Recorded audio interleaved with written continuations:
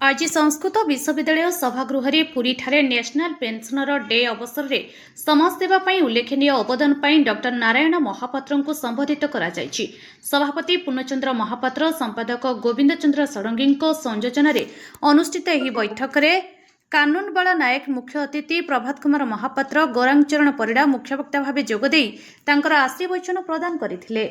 एही अवसर में इंजीनियर रविनारायण महापात्र सुधांशुभूषण महापात्र वासुदेव साहू श्रीनिवास आचार्य बनमाड़ी षडंगी जगन्नाथ राय प्रशांत कुमार दास शंकरषण मंगराज कृष्णचंद्र साहू डाक्तर वामदेव महांती और अन्य वरिष्ठ कर्मकर्ता मानक संबोधित करा।